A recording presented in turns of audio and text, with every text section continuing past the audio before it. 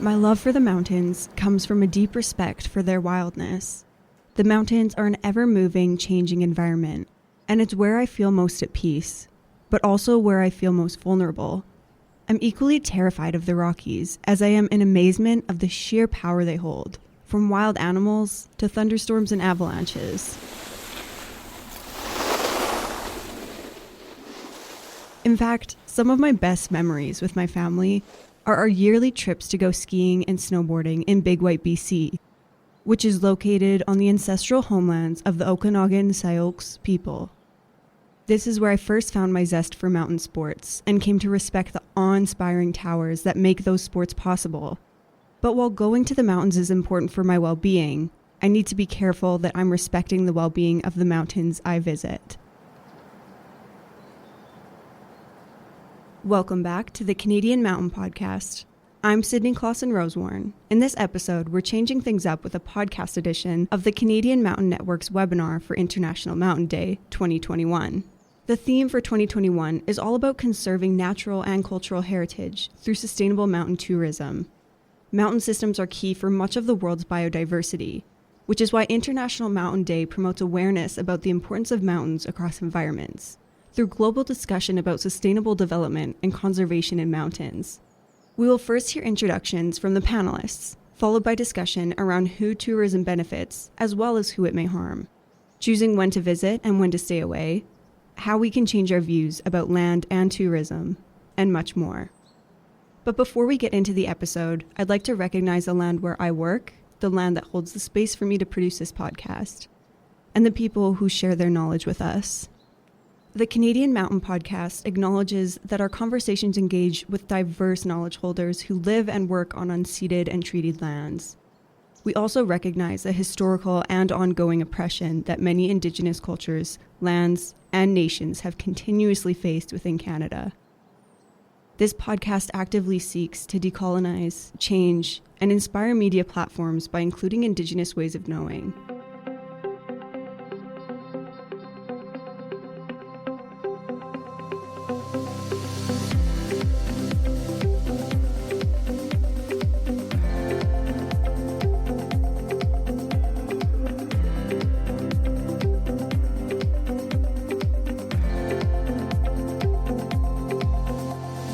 Before we get started on the episode, I'd just like to note that because the guests were connecting remotely from all over Canada, you'll hear some changes in the audio quality, but I know many of us are familiar with choppiness or disruptions that come along with meeting virtually. Now let's hear from our panelists as they introduce themselves.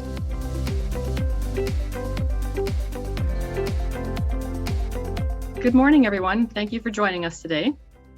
We are here together, the Canadian Mountain Network and Reconciling Ways of Knowing, to host a delayed seminar for International Mountain Day 2021, which we had postponed due to the passing of Elder Dr. Dave Courchene, who was one of the conveners and founders of the Reconciling Ways of Knowing Forum.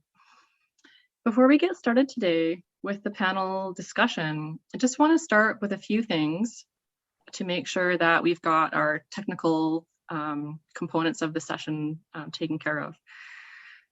So we've turned off the chat feature, and we're going to ask you to use the Q&A at the bottom of your Zoom screen to put your questions in. And when we get to that portion of the session, the moderators behind the screen will help make sure those questions come to the audience. The speakers are going to be on different Wi-Fi connections today, and their volume and resolution of their screens may change.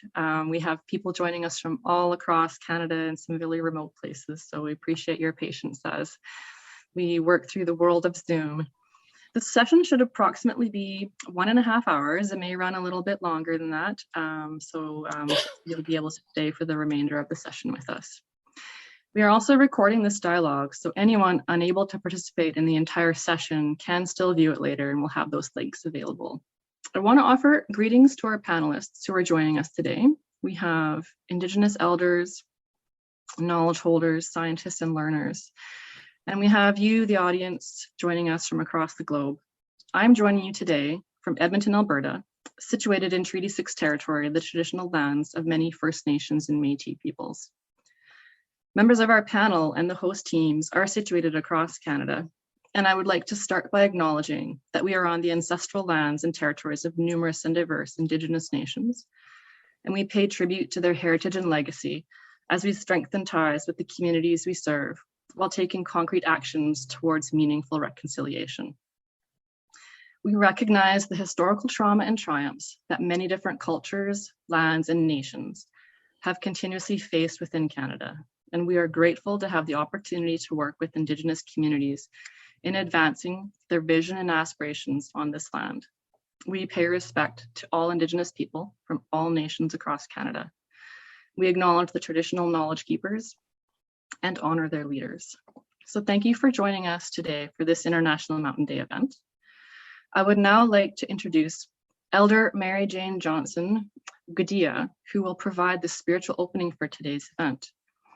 Gudia is a Kluan-Mun Kudan elder who worked for Parks Canada and Kluane First Nation for over 40 years on protected areas, environment, cultural, and Indigenous language issues. She's a champion for Indigenous language revitalization while partaking in a community that actively lives their culture.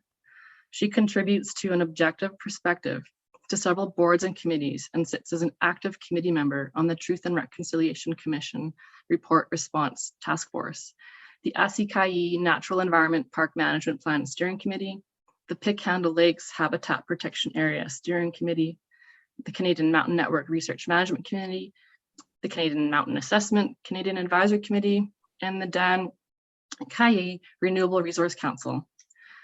Gudia is retired and is a happy and busy grandmother of 11 grandchildren and one great-grandson.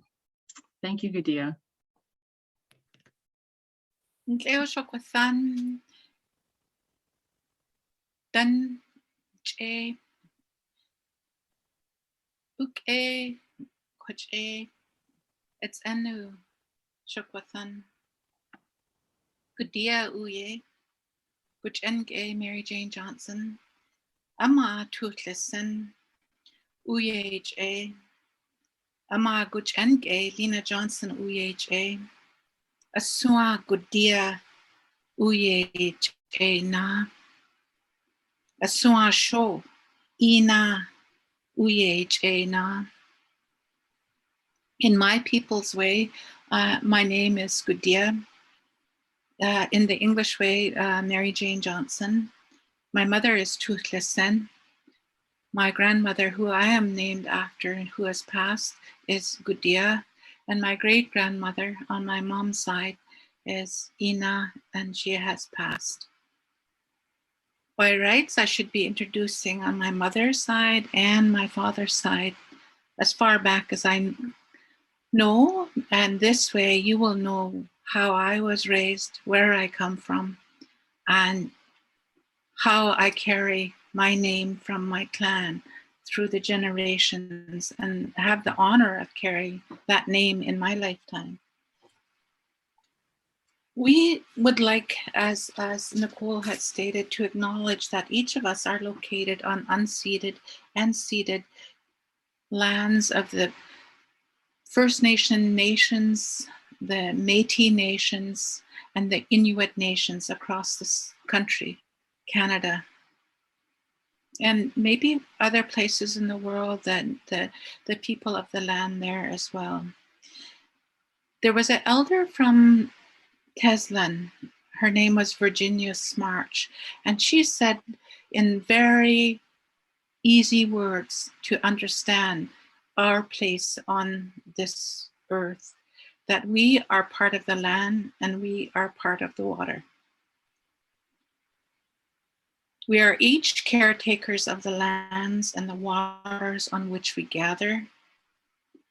And as more people travel around the world and settle into the gathering places of the First Nations, the Métis and the Inuit, there will be stress on those places.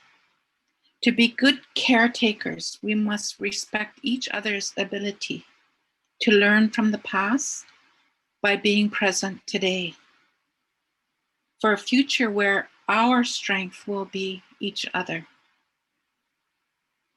Our legacy will be communities where All the peoples have a place to be curious, playful, intelligent, industrious, creative, strong, where the winged, the finned, the four-legged, the two-legged, the rooted and flowing, all continue to thrive to be part of the next 7 generations. I wanted to share one last thing here,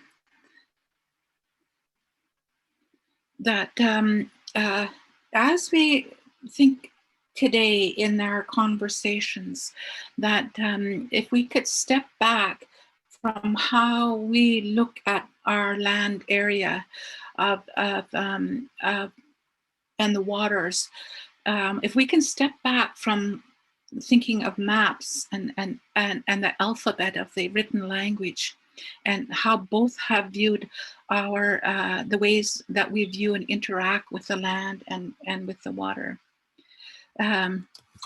If you can think back to some of the first guidance from your grandmothers, your Asuas and your Asias, your grandfathers, think back to how they were speaking to you about place. Most of them were not speaking to you with a map or a book in hand. They were using their internal navigation, their teaching, and their sharing of stories, of their knowledge and land, and how to care for that. And that care has been passed down to you, if you remember their words. We ask that as we all come together here, almost like a big potluck, all of our trails all leading to where we are sharing this time and energy together in our lifetime on this day, that we continue to think about and care for all those that are in need physically, emotionally, spiritually, that we can uplift all of those people, making sure that ourselves are cared for as well. Tlahu, Coach. That's all for now. Thank you, Gudia, for opening our day in a good way. Today's event is in recognition of the United Nations International Mountain Day, started in 2003 to bring recognition to the global importance of mountains. This event is centered around the theme of sustainable mountain tourism, the United Nations theme for Mountain Day 2021. We had previously scheduled this for early December last year, and as mentioned, we have postponed it until today. I do want to also highlight that 2022 has been declared by the United Nations General Assembly to be the International Year of Sustainable Mountain Development, to increase awareness of the importance of sustainable mountain development and the conservation and sustainable use of mountain ecosystems. As well, 2022 is also the 20th anniversary from the first international year ever devoted to mountains, International Year of Mountains 2002, as well as the 20th anniversary of the Mountain Partnership. Mountains cover 27% of the Earth's surface and hold almost half of the world's biodiversity hotspots. And these spectacular landscapes attract 15 to 20% of global tourism. The effects of tourism combined with the continuing impacts of climate change on these special and sacred places means focusing on sustainable tourism is more important than ever. And sustainable tourism is a broad topic. Today, we hope to discuss the role conventional tourism and ecological and cultural tourism can play in building resilient economies, supporting Indigenous self-determination, fostering reconciliation while working towards sustaining and recovering biodiversity. And to have this meaningful conversation, the history and significance of these lands for Indigenous peoples must be included, and we must be ready to participate in discussion together with Indigenous knowledge holders and scientists, elders, and youth to understand and care for these lands with multiple ways of knowing and doing, to support these fragile spaces for the next 7 generations. The speakers we have here today are from a diverse range of mountain regions across Canada, and each of them are working to support mountain sustainable tourism through their knowledge systems. Rather than read their bios to you. I'm going to have each one of the speakers introduce themselves in their own way and their own experience. I'm going to pick on them one at a time to do this. So first, I'm going to introduce Kieljuice Barbara Wilson. Barbara. Hawa, thank you. Kieljuice Hanadakitaka. I am Kieljuice. My English name is Barbara Wilson. I'm from the Haida Nation, and today I'm sitting on the territory of the Tsimshian coastal people. I would like to acknowledge them, and I would also like to acknowledge the people who have been through extreme trauma over the last day or so with the knowing of another residential school and the children that have been found in the unmarked graves around the Williams Lake Indian Residential School. I am also a residential school survivor. My family, because of the laws of Canada, were all taken to residential schools, including our father. And so when we talk about all these parts of our lands, we have to keep that in mind, the impact that has happened to us. Part of what I want to introduce myself as is a great-grandmother. I have 2 young great-granddaughters, and I have 5 grandchildren. I have 4 children, and I am the oldest female in my clan. And I am also a teacher. I've spent 23 years with parks, but I retired 10 years ago. I just finished 3 years on the board for the archipelago management. So I've been very involved with tourism since 1967, which is a long time ago. But I'm very pleased to have been able to contribute to my nation. We've recently just put a pledge together for the Haida Nation's land base and ocean. And we've also put an orientation together. So when you come to our lands, we're asking you to read our pledge and follow hopefully our directions that are respectful of our lands. So my involvement with mountains, you know that islands are mountains. They're the tops of mountains. So we work very hard to protect our lands and our waters. And we are very aware that people love to come and see islands because they usually hold endemic species and different things. So we want you to feel that you can come to our islands, but we ask you to observe and respect our guidelines for existing or visiting our islands. Sustainable tourism is almost what do you call it? They don't work together. They're like this sustainable means that oxymoron, maybe. Pardon? An oxymoron. Yes, and so when we look at tourism, it's about looking after the land. And why are we looking after the land? In our old days, we would have been taught to respect the lands, not to take more than we need, and to always think of others and the generations that come behind us. So we have lots of learning to do here in Canada. So Hawa, Nicole. Thank you, Barbara. Now I'm going to ask Bill Snow to introduce himself. And I'm supposed to refresh the topic as well as you introduce yourself.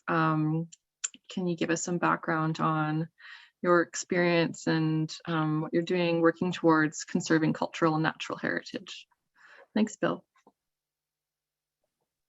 Thank you, Nicole. Amba Stitch. Good day, everyone.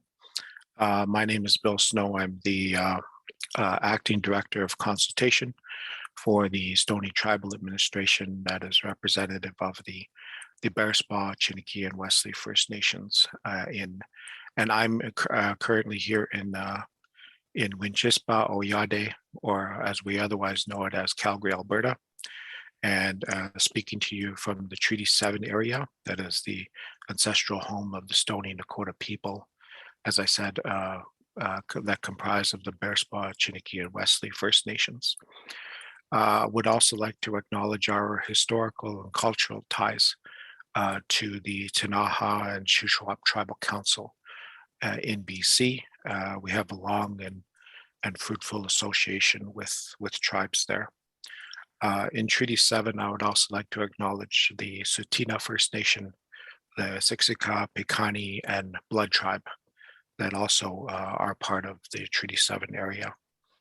Also, I'd like to acknowledge the Métis Nation Region 3, and would also like to acknowledge all of our brothers and sisters in the LGBTQ community who may be watching part of our presentation today.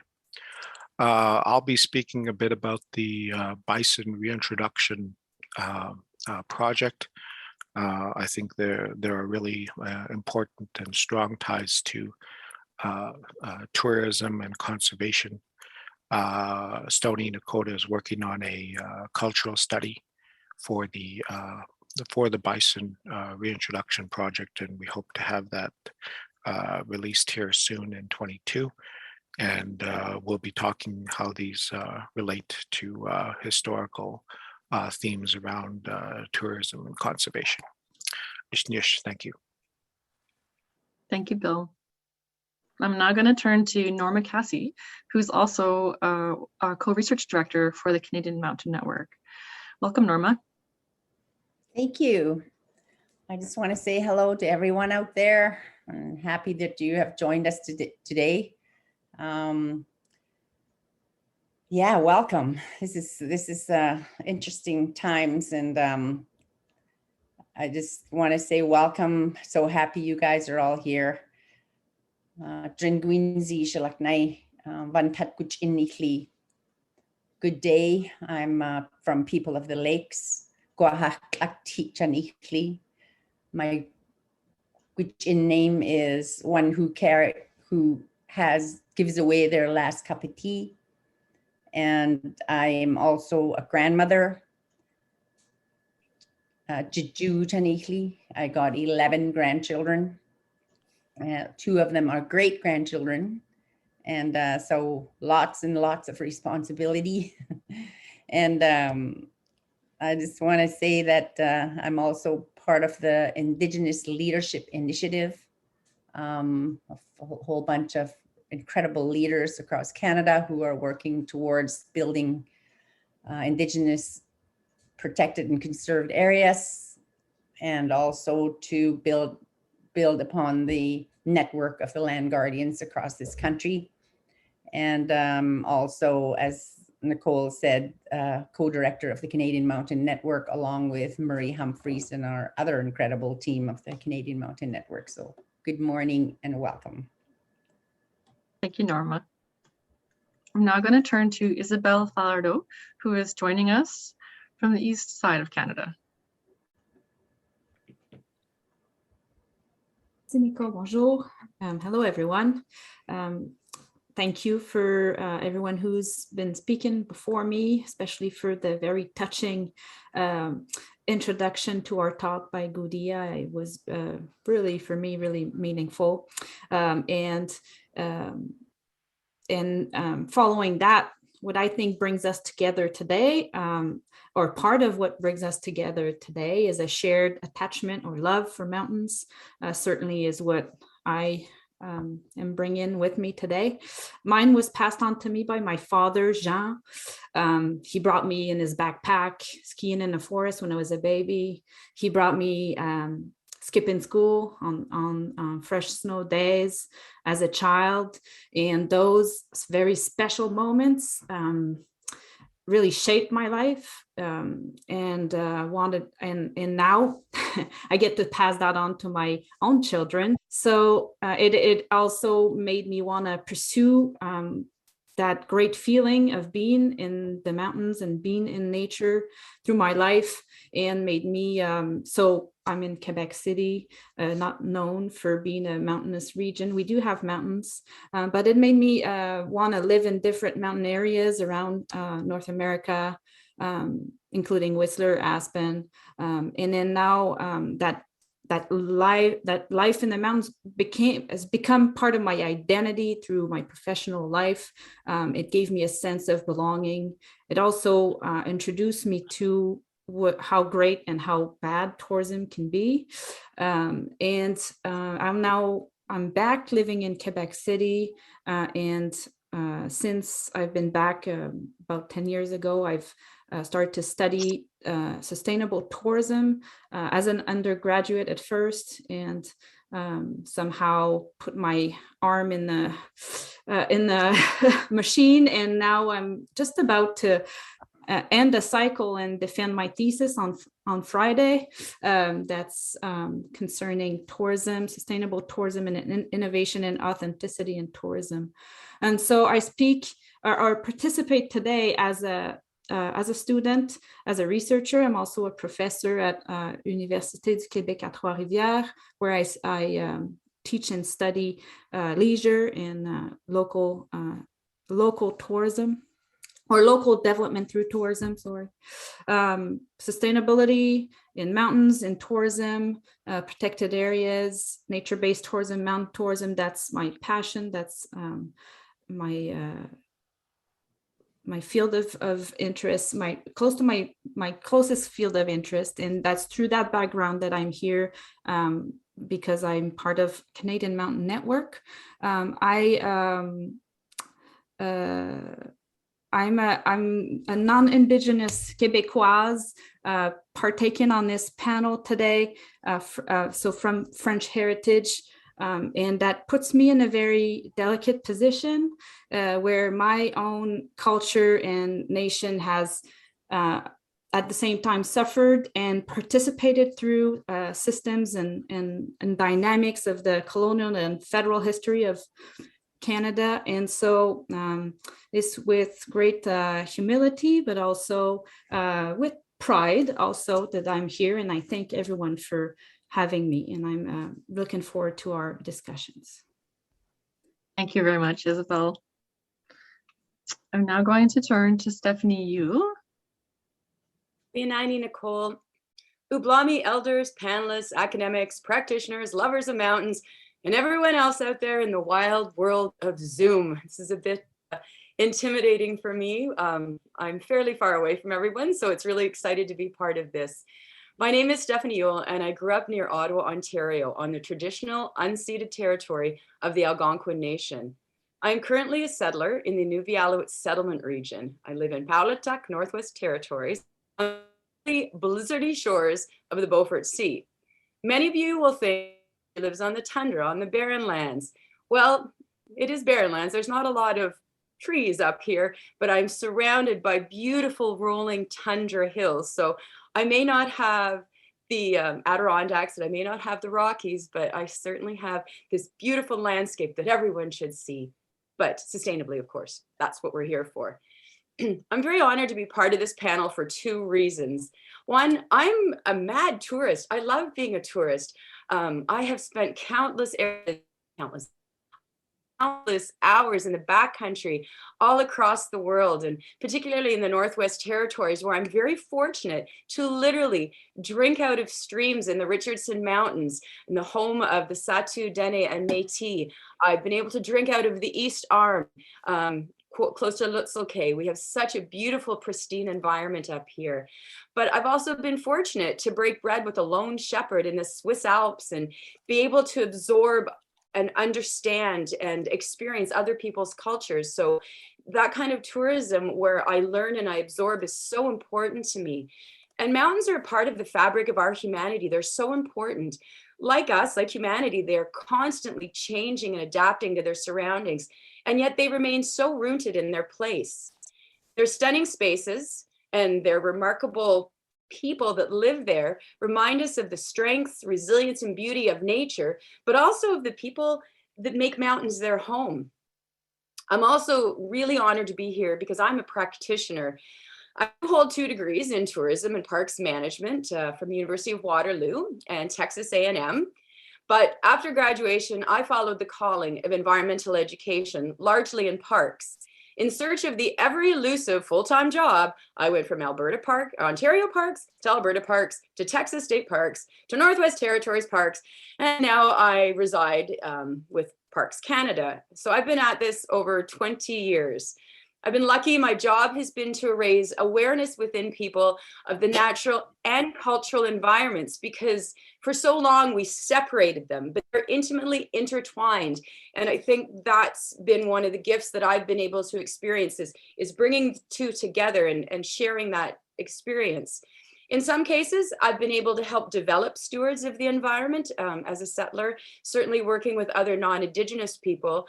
But I've been really lucky because within my job, I've also been able to support, provide resources, and work with people who are already stewards and hold that close connection with the land. Time that I've spent on the land with elders and youth helped me more deeply experience and understand Indigenous people's ties to the land. It's provided me incredible guidance on how to make space for Indigenous voices and the importance of the culture of reconciliation. I'm currently the manager of Tuktuknorait National Park, where I work with a wonderful co-management board to manage our beautiful park and learn from my community the importance of reconciliation. I just want to close that I'm here representing myself. I'm representing the totality of my experience, my education, and my career. I'm not here representing Parks Canada, but it's certainly part of who I am. Kuianaini, Masicho. Thank you, Stephanie. I'm now going to invite Kilslai Kajisting, apologies, Miles Richardson to introduce himself. I'm Miles Richardson. I'm from the Haida Nation. My home nation is the same as Killjuice, Barb Wilson. Very proud of the work that she's bringing to this table and has brought to this discussion about how we best give effect to our stewardship responsibility as the humans of our particular territories, and have developed the modern approaches to protecting and interacting with these areas in our respective nations. As Norma has pointed out, and others here, that Canada is moving to adopt that same stewardship ethic that have ensured that Indigenous people have thrived in our territories for millennia, for hundreds of generations, and Canada would do well to pick that up. One thing I want to spend my time doing is remembering Nii Gaani Aki Inini, one of the conveners of Reconciling Ways of Knowing. That's Elder Dave Courchene, who's worked with myself and Dr. Nancy Turner and David Suzuki as the key conveners of Reconciling Ways of Knowing, bringing together a dialogue between Indigenous traditional knowledge and science, the basis of the Western way of being. And Dave Courchene has played a really key role in this initiative, and I think with the success of bringing the 2 ways of knowing together. When we had this dialogue scheduled, it happened on the day that he passed, so we postponed the dialogue to today. And I just want to take a moment to remember him and remember what he always reminded us, that if we're going to be responsible stewards of our territories, if we're going to live the understanding that all of creation, including humans, are are interdependent, then we're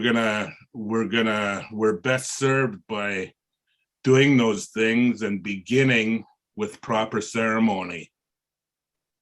And he was very strong on that and brought that knowledge forward from every one of our nations. And I believe that's one of the reasons that we're still strong and thriving today. So let's just take a moment and remember Dave Courchene, the founder of Turtle Lodge, if you would, please.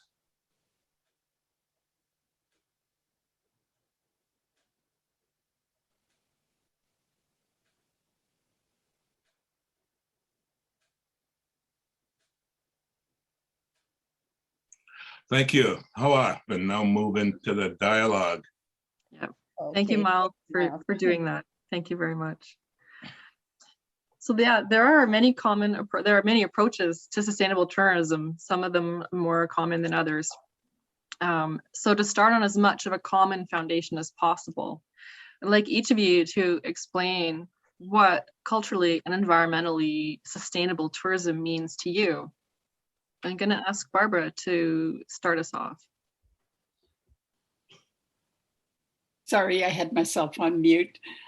Sustainable tourism, as I mentioned earlier, is an oxymoron to me.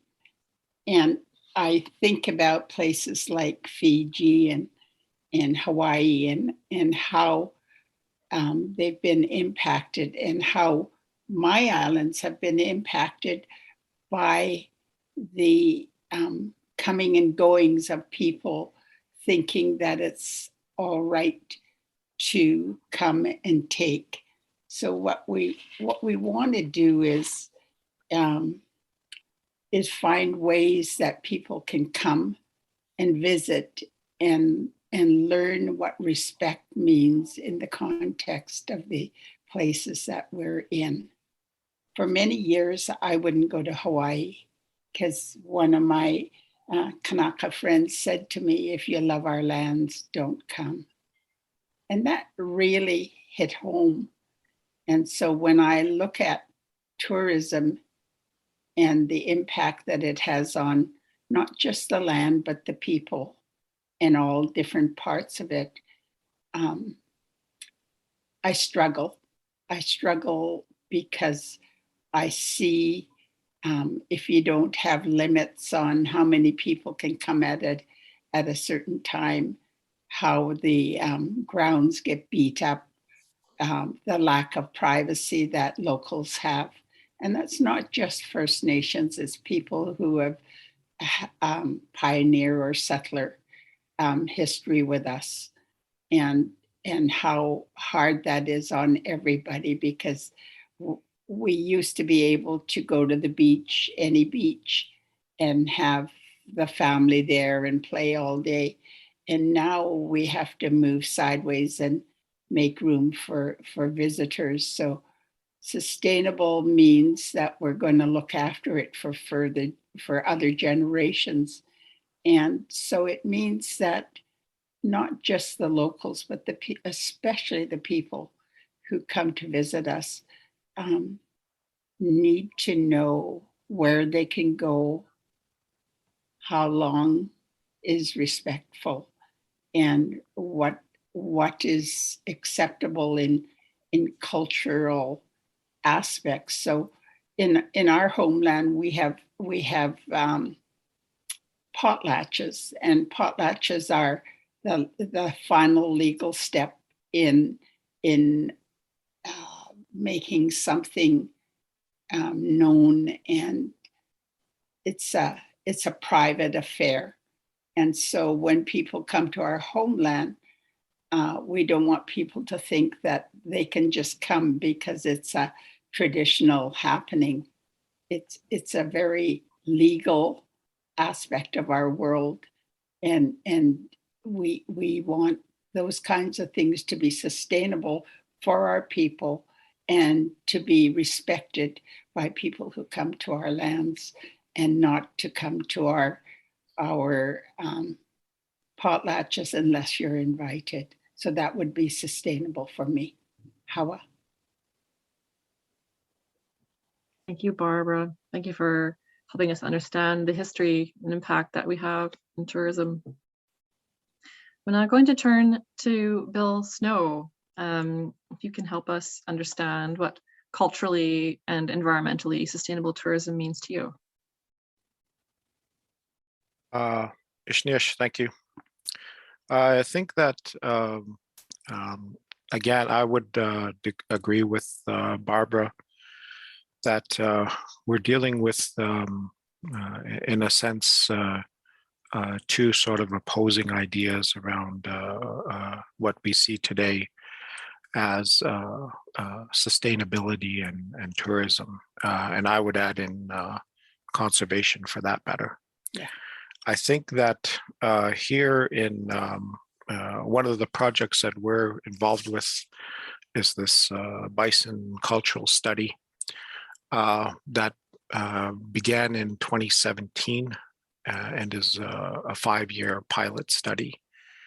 And we're at the, right now, well, back in 2017, the herd started out with 16 head of buffalo that moved from the Elk Island National Park area to the Panther Dormer sort of northeast section of Banff National Park.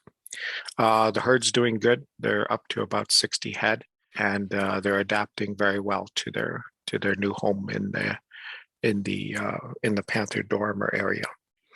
I think one of the things that we're trying to do through this study is to better understand not only how wildlife are managed and how landscapes are managed, but I think we're also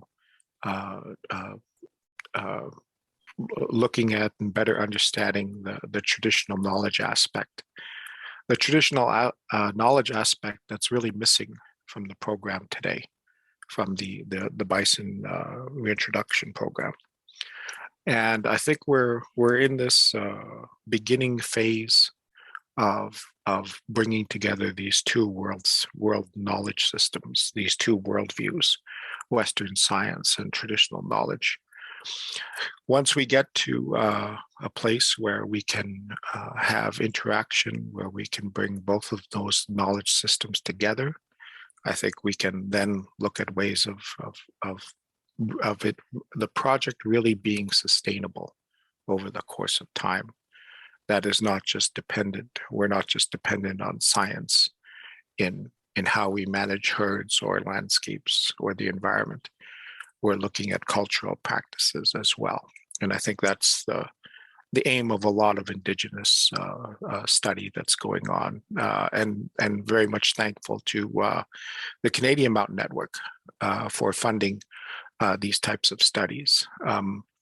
I know from my own experience, it's been very, very difficult to get funding to do these types of studies, especially in the important cultural and sacred places on landscapes. So not a whole lot in the last 100, even 50 years has been done on these traditional knowledge studies from the First Nations point of view. So really timely and important, and it's good to see that that's happening. And it's good that the UN, with their declaration on the sustainable mountain development, I think it's timely that we're seeing all of the work that's being done also within the Canadian Mountain Network. Thanks. Thank you, Bill. Thanks for helping highlight for us that there's a really large gap in the history of being able to bring Indigenous knowledge to the forefront. I'm now going to turn to Isabelle Falardeau to help us understand what culturally and environmentally sustainable tourism is for her. Thank you. So what it is to me, I want to present in relation to, and that's how us traditional scientists or scientists do, we look for definitions. And so, and we have talked briefly about that amongst ourselves before. if we look at what the official or institutional definitions of sustainable tourism are, we look at bodies like the United Nations, World Tourism Organizations, or other institutions in Canada, for instance. And what they say is it's the bringing together of three pillars in tourism, so economy, culture, and environment. And at the meeting point of those three aspects is sustainability. So that's the ideal, I would say, in the definition world.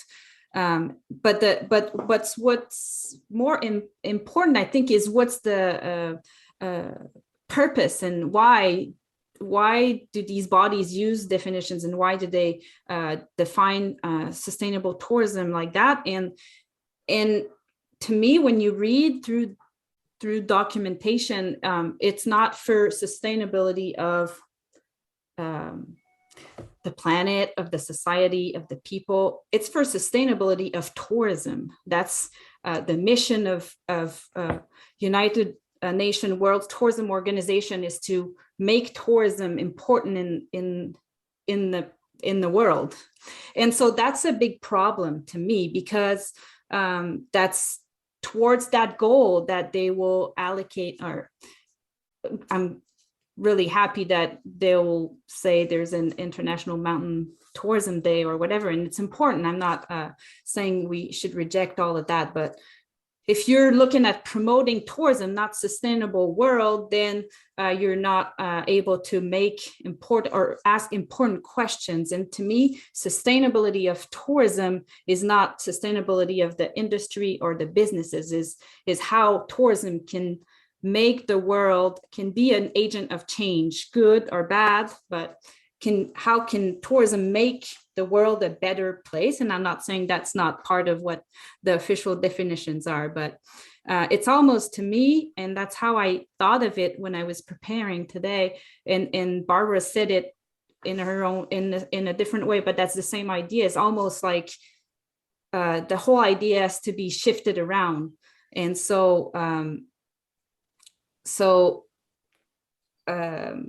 and to reverse the thinking about it, the reverse, what's the mean and what's the end? The mean is not tourism. It's not the economic gain from tourism. It's making people better, having an environments. And so when you say they don't go together, they're an oxymoron, sustainable tourism. I think, to me, the more I think and study tourism and sustainable tourism, the more elusive sustainable tourism becomes. Yeah,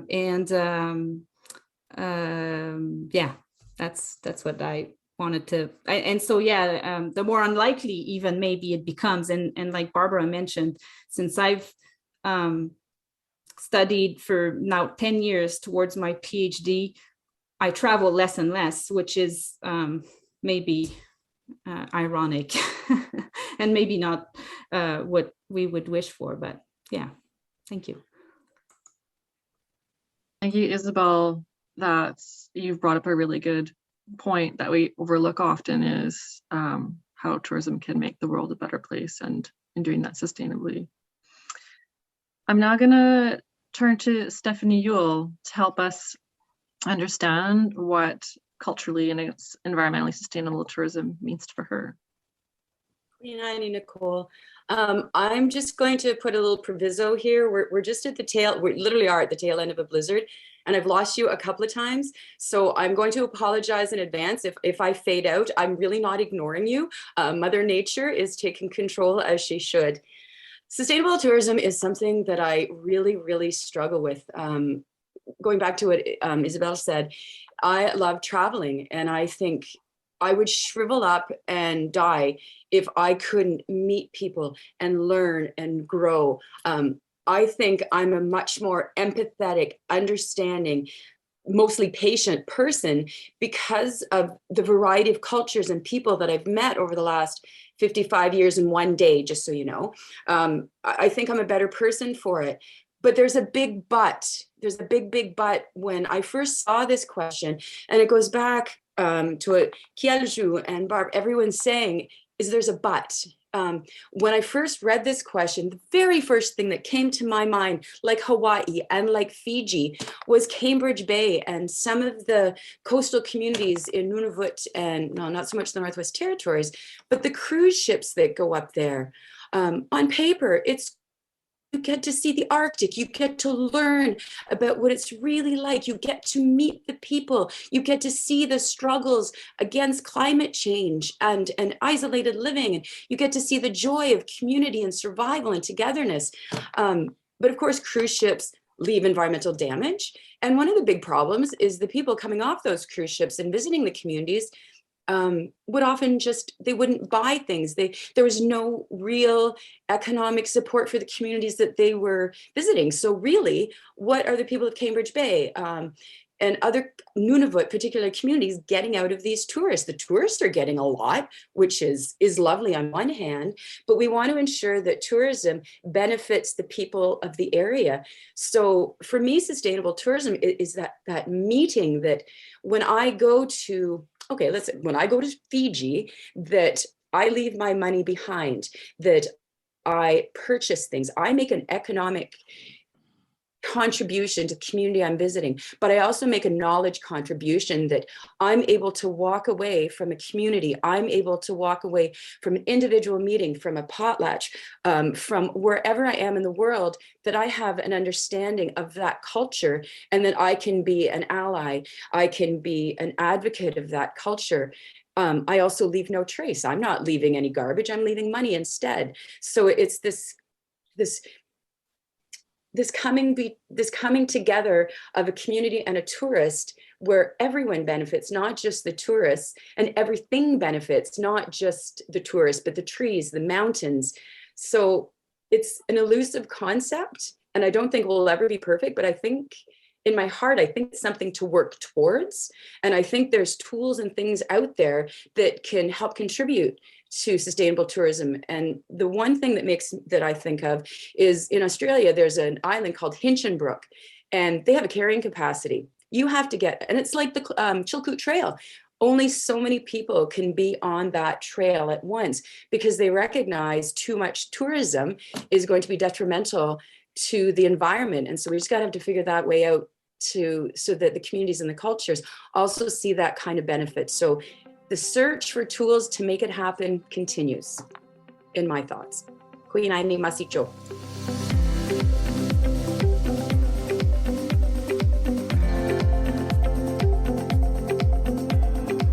I'm Sydney Clausen-Rosewarne, and you're listening to the Canadian Mountain Podcast. In this episode, we're hearing the recording for the Canadian Mountain Network's 2021 webinar for International Mountain Day about sustainable mountain tourism. We've heard lots about the possible benefits and harms of mountain tourism and how we can better respect and appreciate the land we visit. Next, we'll hear about the difficulties Indigenous peoples face when it comes to mountain tourism and cultural practices.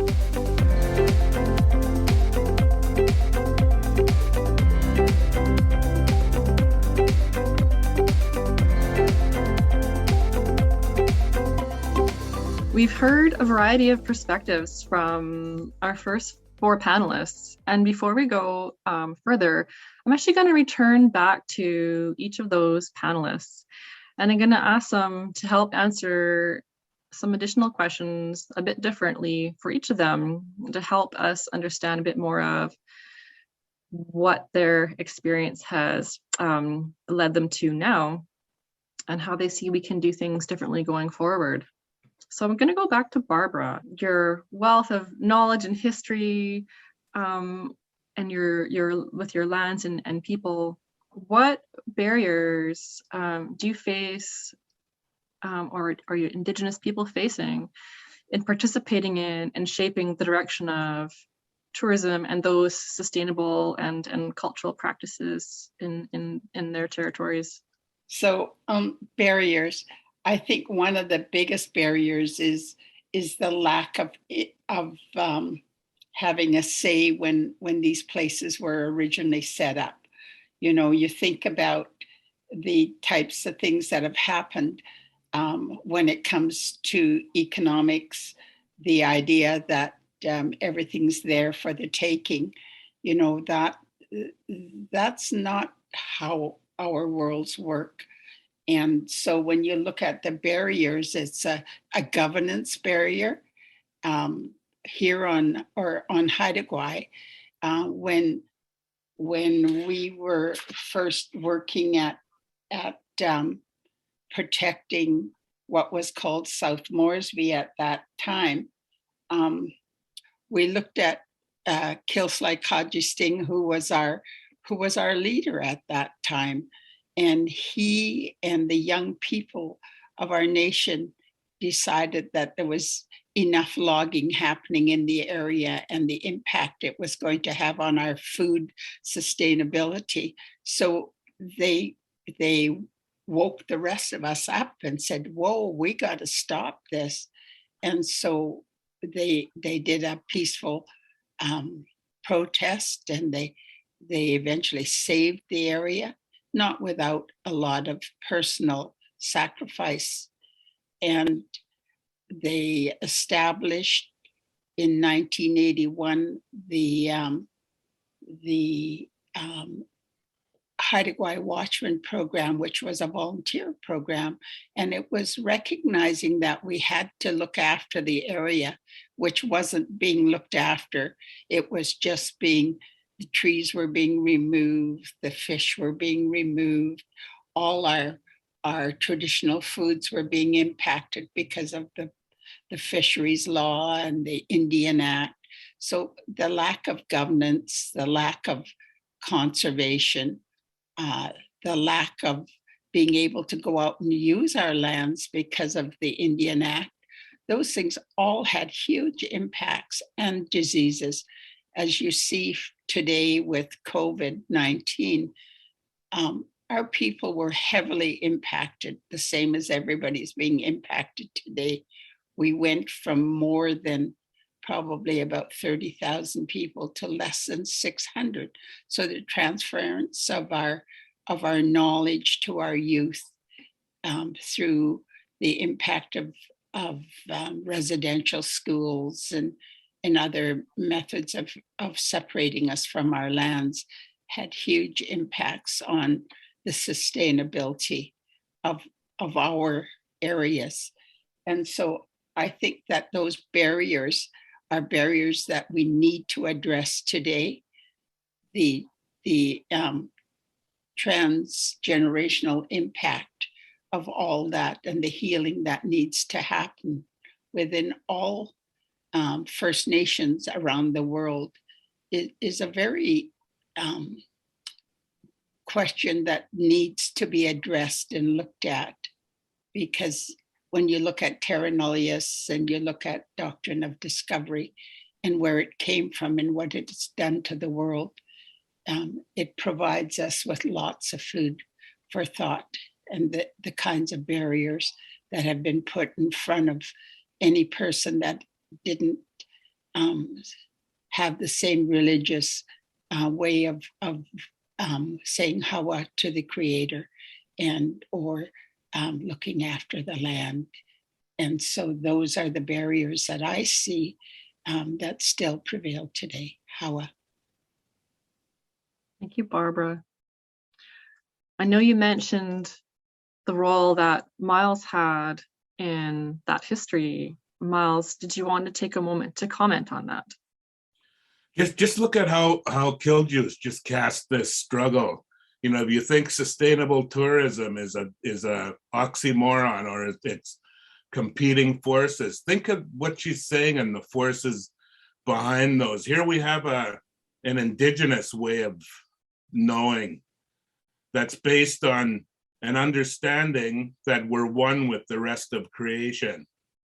That's a fundamental knowledge that indigenous cultures share, and that our challenge as human beings is to live that and respect that as we go forward.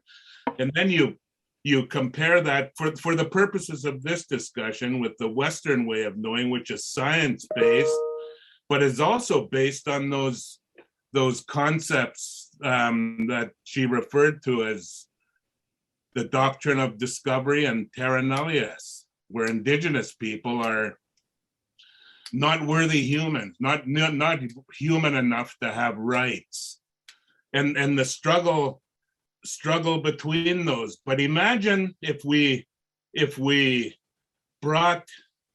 did away with the untruths in this struggle, in that situation, and brought in this common human understanding and stewardship ethic of we're all interdependent. We're all in this together as humans and the rest of creation. I mean, imagine the possibilities then. You know, I remember the times Killjuice is talking about when our people first started, you know, our people were facing the same thing the human race is facing today with climate change and biodiversity loss. It's an existential threat. We're not going to survive this if we don't change. And I remember when our people were facing the prospect of cutting all the trees, you know, our elders said they might as well move us to Europe or, you know, Siberia, or that if they change our landscape, our life source like that, they might as well take us somewhere else. And so we got to stop. And we didn't know exactly. We knew we had to do it. And I'll never forget, one thing that we did is for 100 years, our people watched our title, our ownership of Haida Gwaii be ignored and pushed aside. In our old village sites, 40 villages were going back into the forest. People didn't live there all year round anymore. They were crumbling and going away. And our people started, under our own authority, started putting our own houses back up in our ancestral village site. You should have seen the effect of that simple act on our people. It was like a life jolt, an electrical jolt of life in our people that's continuing today. Just recognizing the truth and assuming that responsibility and implementing that is still our objective. And, you know, we've run into problems along the way, but the trend and the push is still the same. And I think it's a human opportunity. It's something that we as humans need to do. That's our challenge in front of us. None of us on our own are going to be able to do it. We've got to do it together and accept that stewardship ethic. Imagine if tourism became people in their place hosting visitors. If that's what it became, you know, instead of making their beds and serving them a cocktail, you welcomed them and you showed them who you are. You showed them your culture, your way of being, your way of interacting with your place. And you showed them the natural features of your home and explained that. It would be awesome.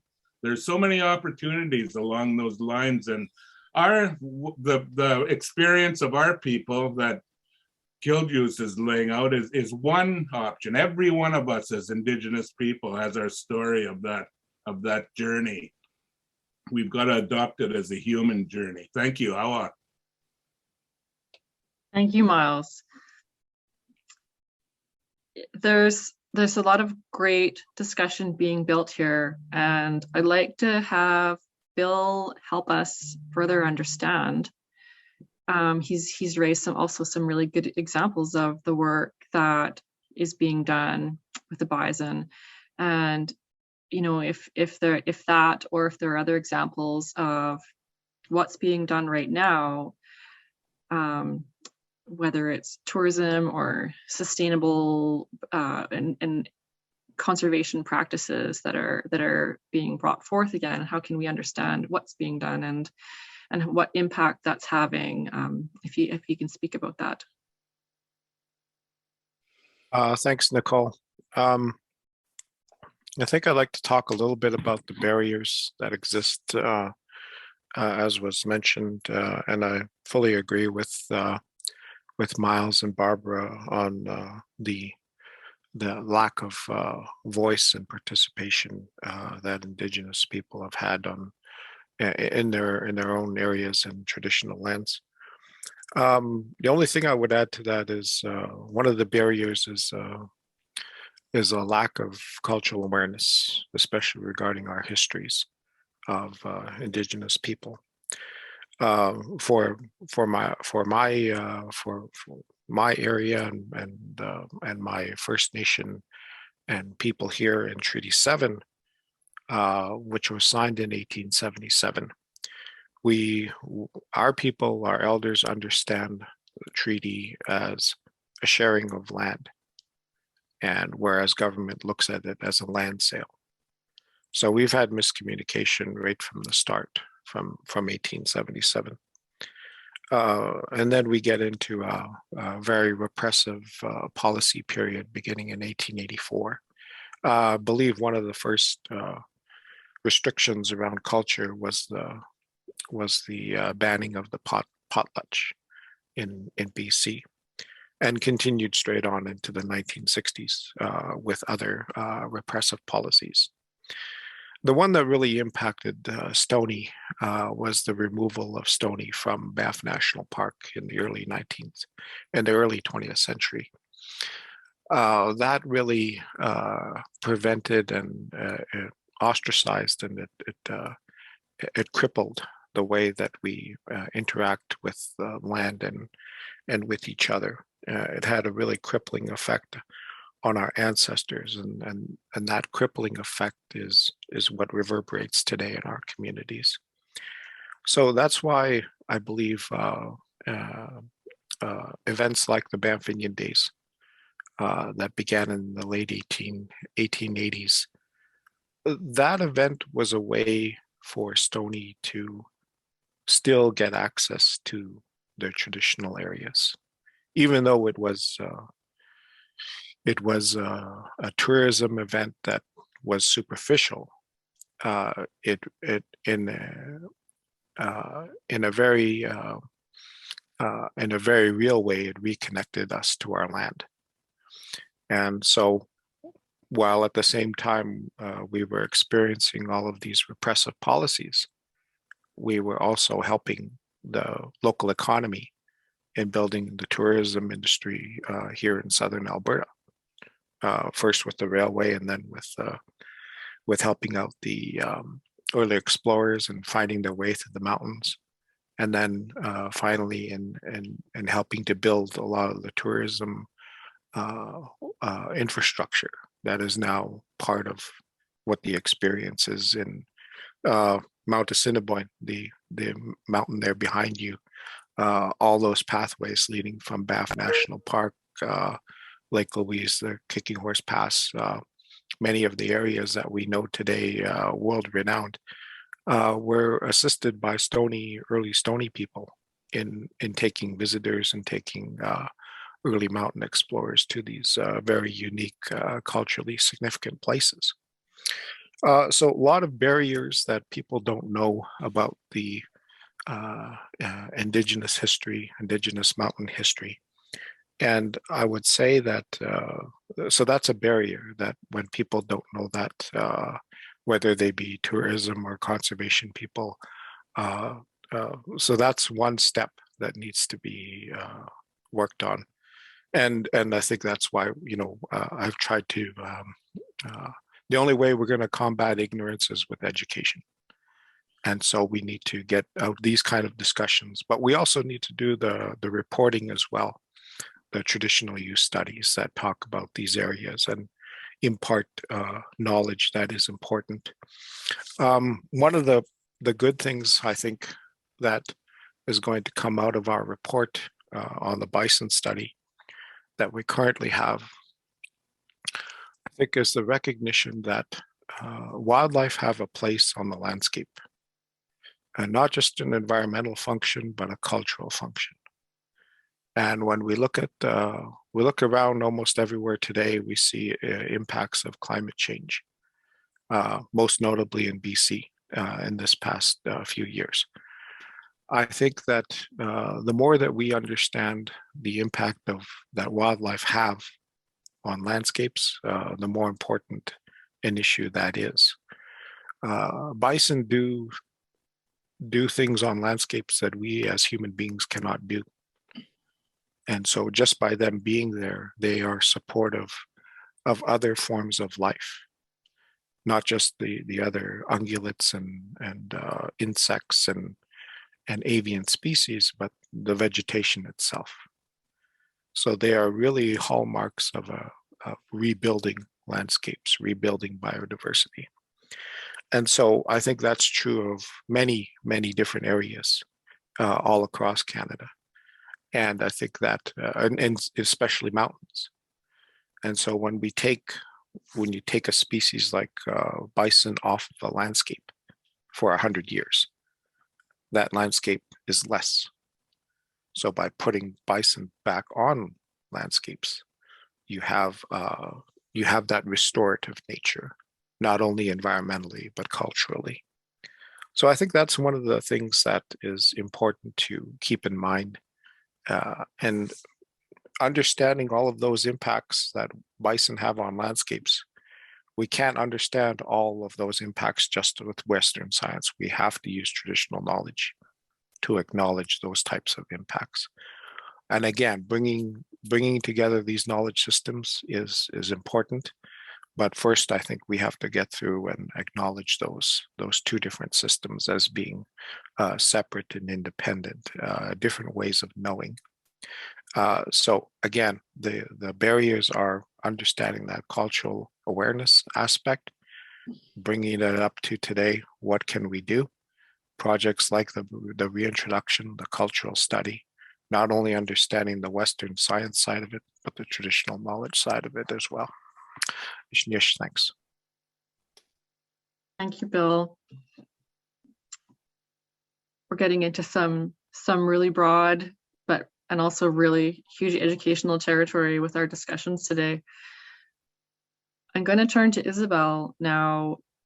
We're talking about sustainable tourism practices and historic uses of the land, and what we're doing now in science and Indigenous knowledge systems being different, and science is, as Isabelle had touched on, more systematic in approach. And so from science perspective, and Isabelle, with the history that you have so far and the work that you're doing, what do you see that can be done to start bringing together science and maybe locally in your region, and with your experiences with the peoples and understanding the land and differently and working together differently? Do you have an experience or thoughts that you can share on what's being done around you, what you're doing to help us build these relationships together? Yeah, sure. Thanks for the question. I'm gonna use an example of how different ways of knowing are also part of science. So science is really diverse anyways, but I think that one really beneficial and really contributing aspects or element about considering different ways of knowing, so whether it's Indigenous or non-Indigenous or other opposing ways of building knowledge, is bringing into light something that's not often, or that's not enough acknowledged in science, is that there is perspective in science. There is non-rational in science, even in hard science, that I would argue. And so, excuse me, through the research project we do with Canadian Mountain Network, and then I'm part of, we're based out of the Mount Orford area, which is a small mountain in southern Quebec. And one of the sources of information that for me was a breaking point in that project, but is now also very important part of how I conducted my thesis, for example, is this movie, this documentary called, and the title's in French, Le Vieil Indien. And so it would translate to the Old Indian, I would assume. And it was made by Marty Knada Takus Meunier, which is he's a resident of the Mount Orford area from Indigenous. He's Indigenous himself. He's also a scientist, but he's an artist, and he made this movie. And in this movie, he uses art, and he brings together science, history, poetry, images, of course, to make his point and to contribute to the understanding of Mount Orford, and his work is a testament. He's honoring Mount Orford, the history, the ecosystem, the artists, the different heritages that are intertwined in the area. So Indigenous people, but also people from French-speaking and English-speaking heritage, and that's really it's really embodied in his movie. And to me, it's really touching because the word or the title Le Vieil Indien is meant to that was the name that some people, French heritage people, gave to the mountain in the past because they would see a silhouette in it. But it's also referring to the main character of the movie who was expropriated, whose family was taken away from the land when they created the national park. That's some of the themes that Bill mentioned, and it's happening to people from all around the world, including here, of course. So through tapping into art and into these intertwined ways of knowing embodied in that movie, I recommend you watch this movie if you're interested. I don't know if probably you can find the movie subtitled. But that to me is in itself a really great example of how art can contribute to science and how different ways of knowing can come together to really be great tool for transmitting knowledge at all levels. And I will finish with that. More interestingly, that movie is put available on the internet for free through Tourism Memphis Magog, which is the local tourism destination marketing body, if I would say. So that's a contribution of tourism to knowledge and to using that diversity towards a good, and that was the desire of the artist, that it would be accessible for free. And so, that was one example that I wanted to use to illustrate how how different ways of knowing touch my life and my work.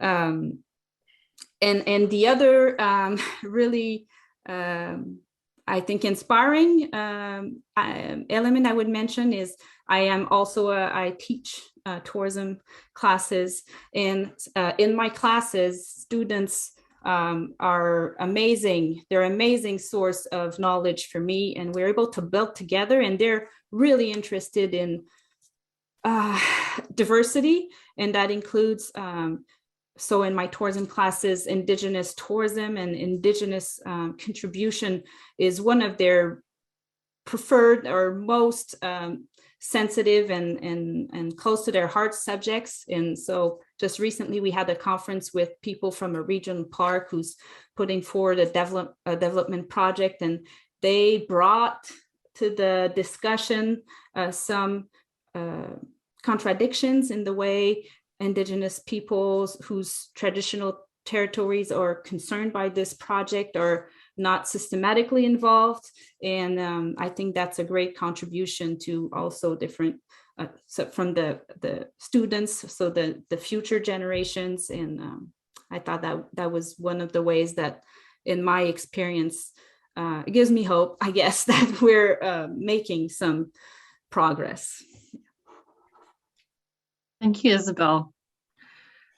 I'm now going to turn to Stephanie, and I'm gonna change the question a little bit. So I hope I don't throw her for too much of a loop here.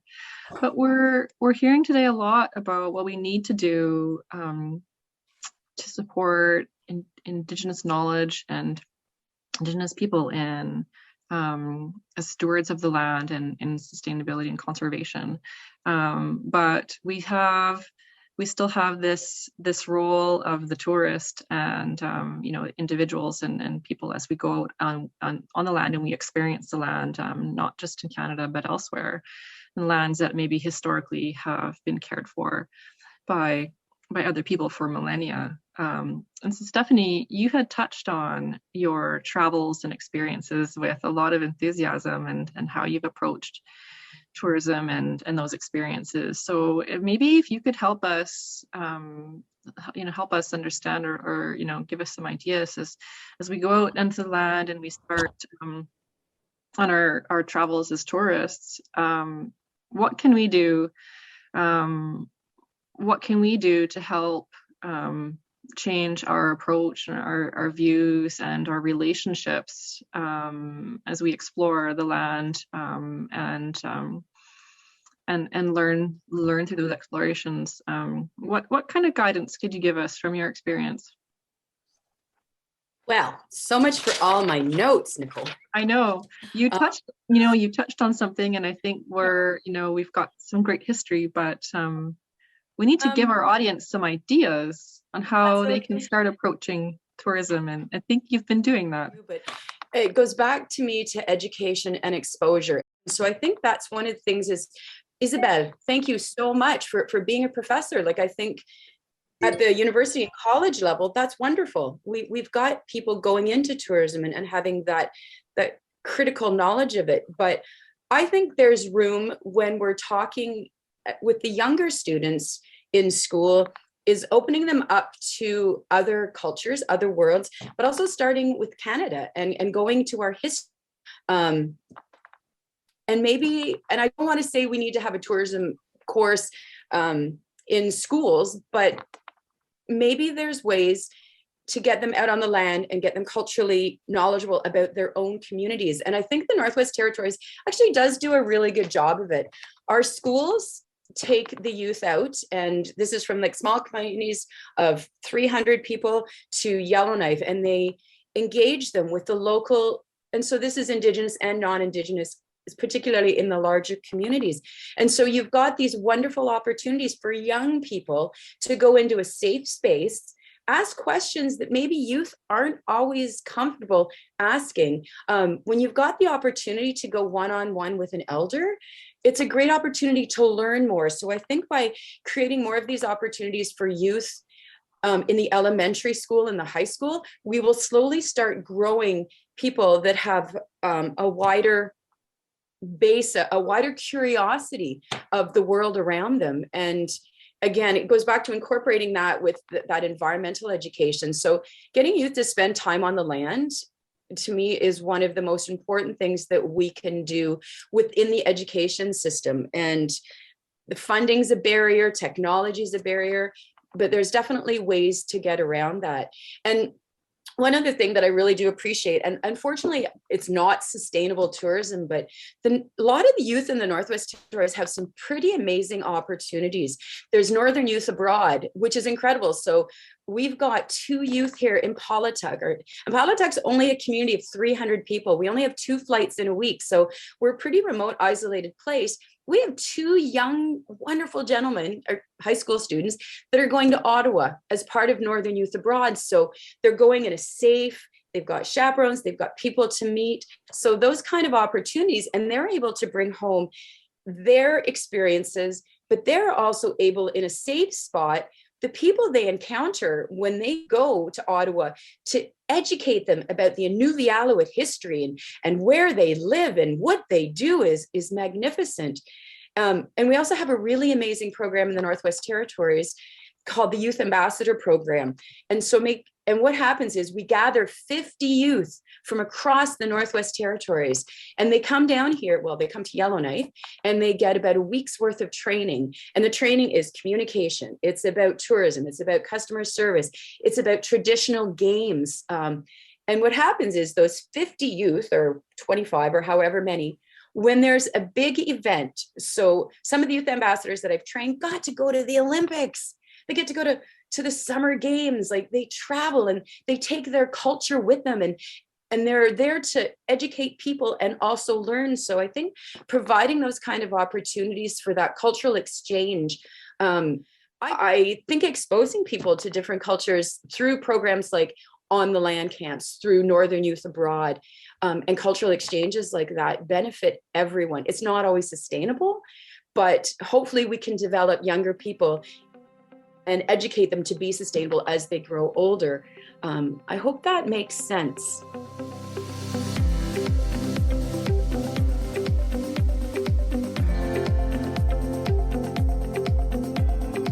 I'm Sydney Clausen-Rosewarne, and you're listening to the Canadian Mountain Podcast. In this episode, we're listening to the Canadian Mountain Network's 2021 International Mountain Day webinar. For the last 20 minutes of the episode, we get to hear the panelists answer a few questions from the audience about topics like virtual tourism and reinventing conservation. We'll also hear some bonus discussion from a late arrived guest, and we'll end with the final closing remarks.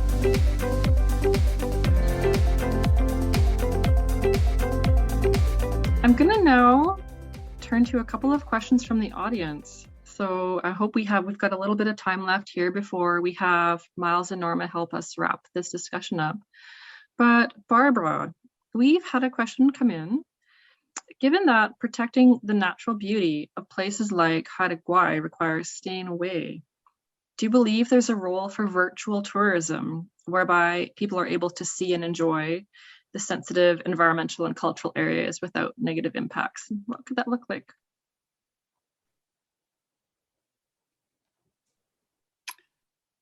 Thank you for the question.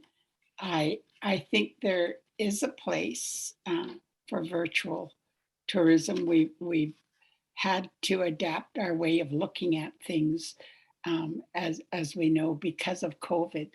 And so this electronic world that we're doing this talk in shows you the possibilities. And I think that doing university courses and that Isabelle has spoken about, and being able to show people things. We have on Haida, we have young people who are involved with making films and recording our history, so that with permission, with the agreement of our people, those kinds of things could be shown, such as our governance. We have the Council of the Haida Nation. All those different aspects of Haida could be made available. We have a communications department in the Council of the Haida Nation, and we have the Skidegate Band Council and Old Masset Village Council, and they all have communications, or people who can put those kinds of things together. But I'm not against tourism. I'm not against people coming to Haida. What I'm against is the disrespect that comes very often with it. You know, I travel quite extensively around the world, and I have a real appreciation for the people who open their parts of the world, and I think that respect is the thing that needs to be built, and asking permission first. You know, think about it. It's our home. We open our doors. How would you want your home treated? If this was your house, how would you want your house treated? And if you take a look at these places where we've lived for thousands and thousands of years, remember, it's our house.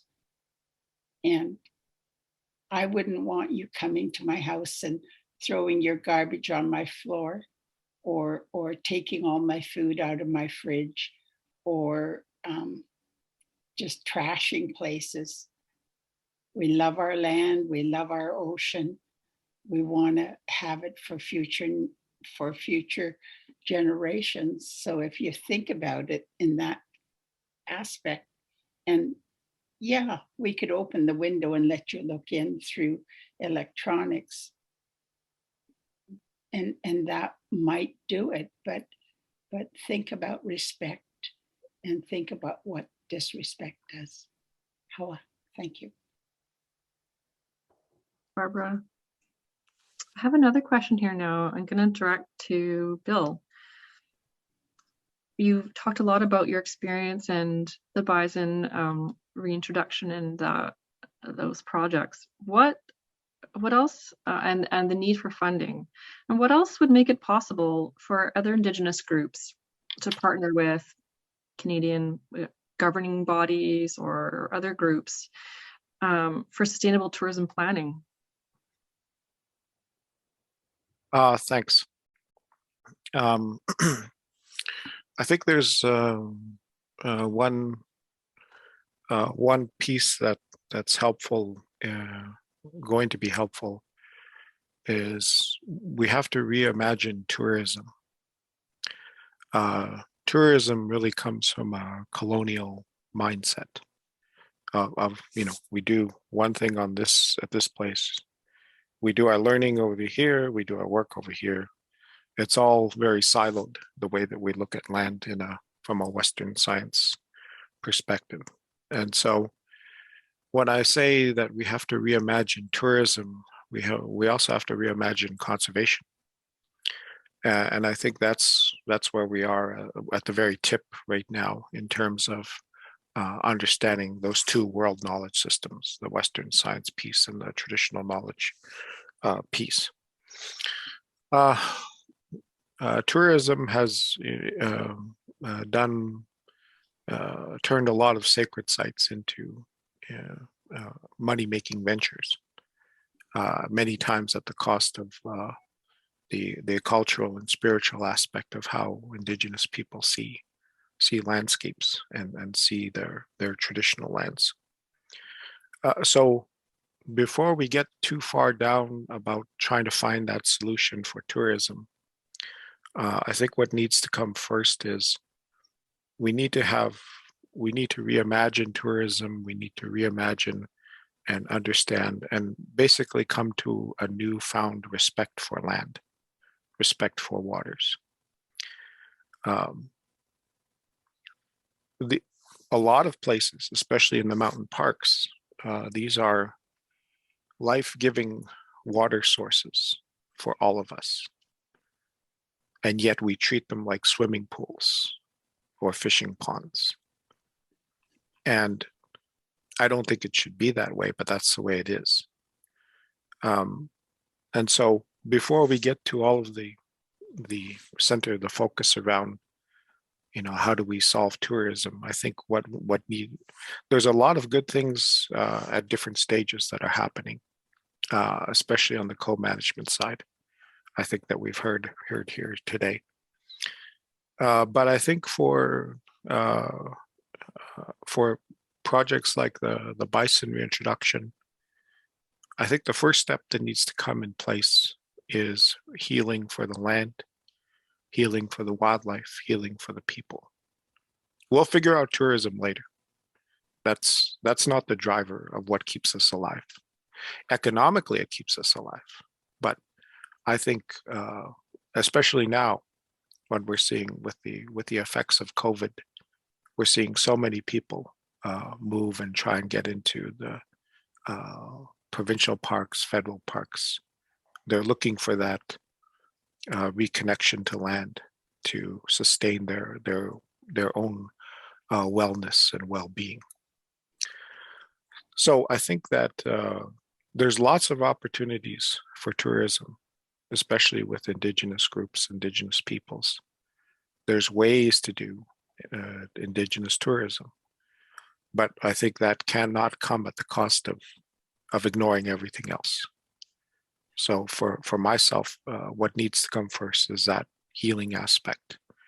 This is why we were doing ceremonies at Stoney. We were doing ceremonies in recognition of the Bison reintroduction years before it started. This is why we continue to do ceremonies at events like Beafinyin Days. Beafinyin Days today is not what it was back in the late 1800s. Today it's a cultural event where we connect with our youth, connect with our elders, where we get to spend time in a beautiful place just outside of the town of Banff. Minerpa, the waterfalls, that's what we call that area. We go there to remember, we go there to reconnect with nature.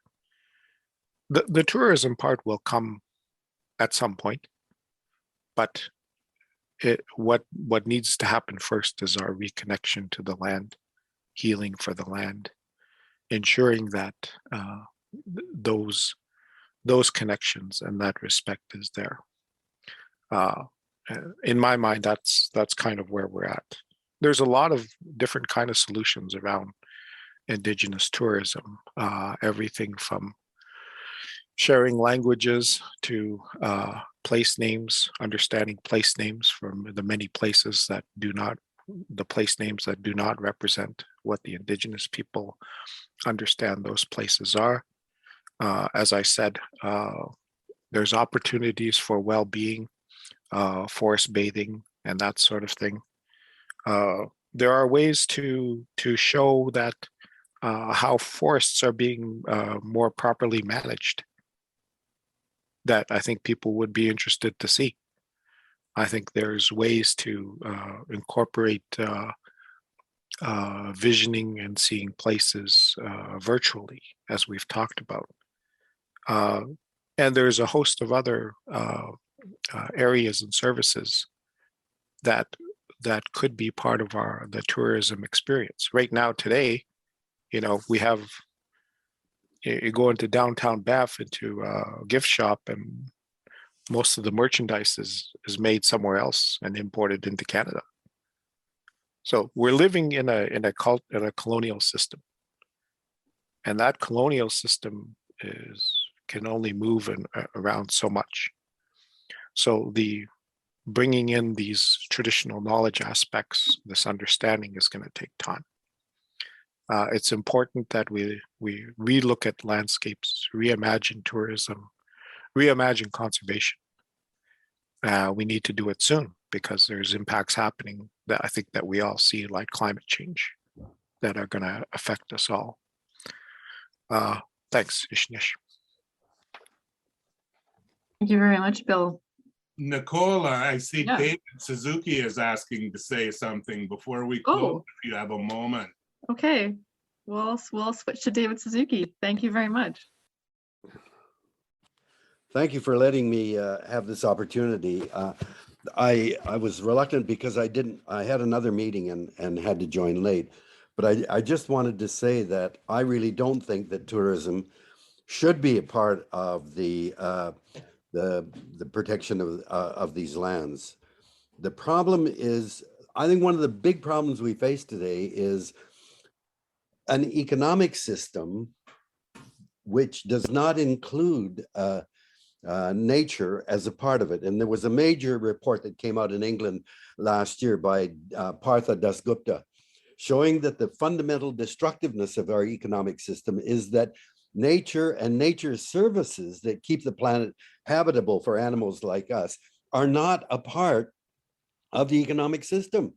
Nature is just there as a source of resources and a place to dump your waste. But in terms of what nature does, like filtering water so we can drink it,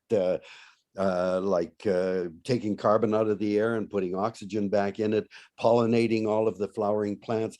I mean, there are literally, dozens of natural services that keep the planet habitable that aren't included in the economic system. So if we have areas that are dependent on tourism as one of the source of their economies, they're simply being supported by the system that is itself destructive. The economic system and its demand for growth is a major part of the crisis that we face today. And certainly what COVID has shown is all kinds of opportunity for virtual sharing of experience, knowledge. And, I have told my bosses at CBC that I am not going to travel anymore by jet for the nature of things. I can't do that any longer. And what they're finding is that when you do that, when you have to do your filming remotely, then you rely on local crews and local talent. And BBC has found that their natural history films, for example, are much richer and much more profound when they get local crews in Africa to decide what they're going to shoot and how they shoot it and all of that. So I think that a virtual experience can be very, very powerful, especially as Miles says, people in local communities, they've got the talent, they can do it. We've got to encourage that kind of local production so that local people can tell their stories. The part of tourism that really bugs me is basically tourism is an indulgence of or a luxury for people who are rich people, and we can afford to travel and go to places and see things. And what's happening now is space has now become an opportunity for tourism. This is so disgusting that we have rich people who can pay for the personal experience. And I say that's simple. We can't have an economic system that allows that. We've got to do it in a different way. Of course, it's enriching to see the diversity and of cultures that exist and of ecosystems that exist, but there's a much better or broader way to spread that information without the, let's face it, destructiveness or the ecological weight of tourists. Mm-hmm. Let the dialogue begin. Thank you so much. Yeah. Good to see you, David. Thank you. Good to see you, Norma. Thank you for joining. And with that, we're going to turn to Gudea to help us close out our time together in a good way. And Shonidan, thank you. When we look at how we are raised upon the land, we never take more than what you need.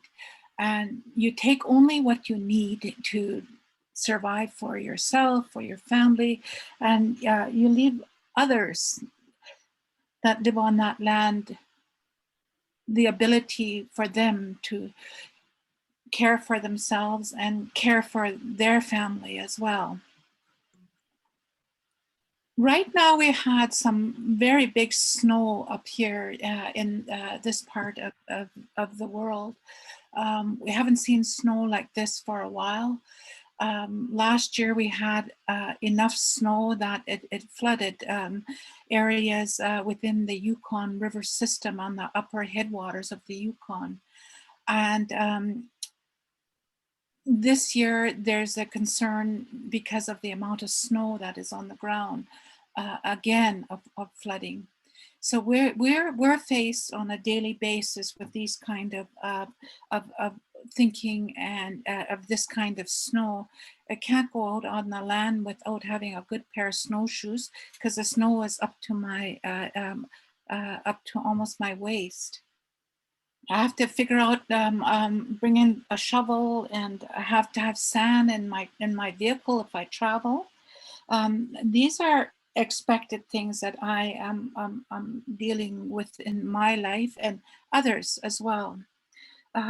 What is unexpected is the continuation of how we're going to deal with this pandemic that we are in globally.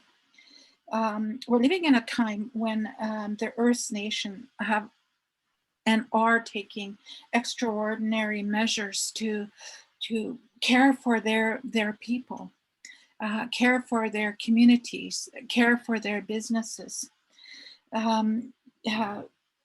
We should also have the time to reflect as we're sitting at home, as we're looking at new ways to conduct businesses within our communities, within our nations. And look at our ingenuity, our adaptability in finding new ways. We're not here without those abilities. We have evolved to where we are right now within our nations, within our communities, and we will continue to evolve and carry on.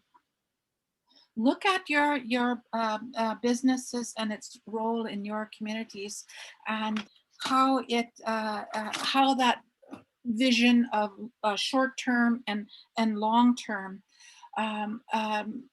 how it fits into that thinking within your nation of 7 generations up ahead.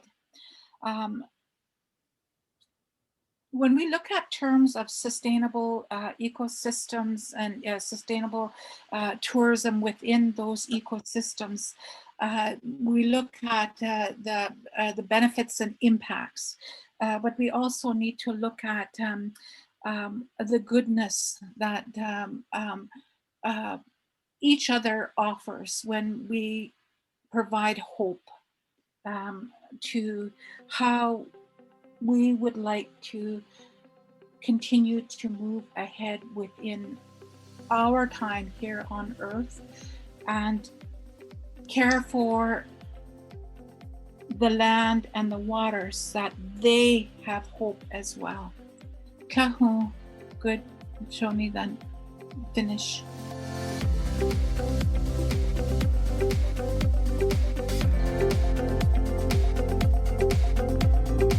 That was the Canadian Mountain Network's podcast edition of the 2021 webinar for International Mountain Day about sustainable mountain tourism.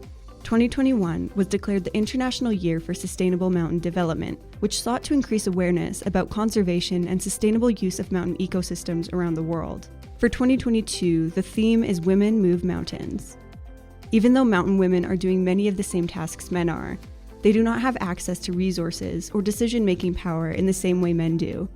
Women Move Mountains is a call to action for women to be involved in leadership and decision-making to create positive change for sustainable mountain development and improve social justice in mountain communities.